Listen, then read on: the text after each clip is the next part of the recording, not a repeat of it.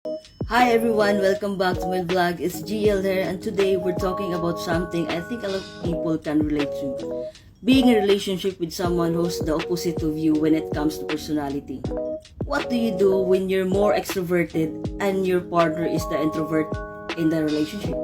Sobrang relate ako dito because as many of you know, I'm the extrovert and my girlfriend Ailey is more on the introverted side. So, paano nga ba mamanatili ang balance at harmony despite of your differences? Let's dive into it. First of all, kailangan nating ma-recognize na ang pagkakaiba ng personalities is natural and okay. Hindi ibig sabihin na dahil magkaiba kayo, hindi na mag-work ang relationship. Pero may mga bagay na dapat nating i-consider para magkasundo kayo. Number 1, respect each other's space and needs. As an extrovert, I love being around people and socializing, but I've learned to respect Ailey's needs for quiet time. Introvert recharge through solitude, so it's important to give them that space. While I might want to go out more often, I make sure to respect her need for downtime. Number 2, communication is key. This is super important in any relationship, lalo na sa case na magkaibang personality types.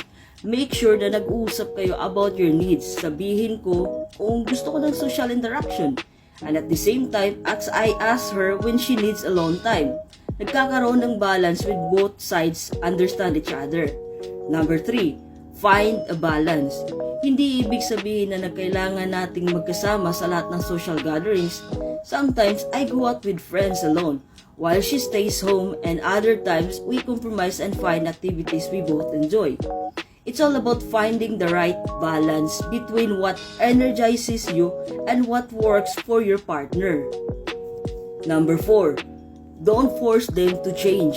One of the biggest mistakes is to force your partner to become like you. As an extrovert, it's tempting to invite Ailey out every event, but I've learned not to pressure her. Same goes for her. She doesn't try to change me into an introvert. We accept each other's differences. Number 5, support their passions and ask for your support yours. Introverts often have passions that requires more solitude or focus. Suportahan ko si Ailey sa mga activities na mas tahimik and reflective. And in return, she supports me when I want to do more social activities.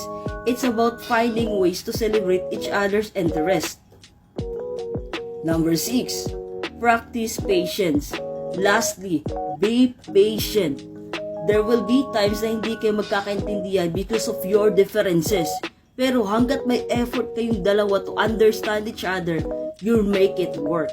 Relationship take effort, and embracing those differences makes you stronger as a couple.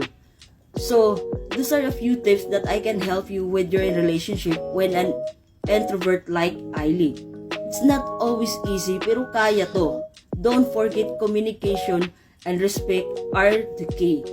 Let me know in the comment section if you have any experiences or tips if you like to share. See you next time. Love lots.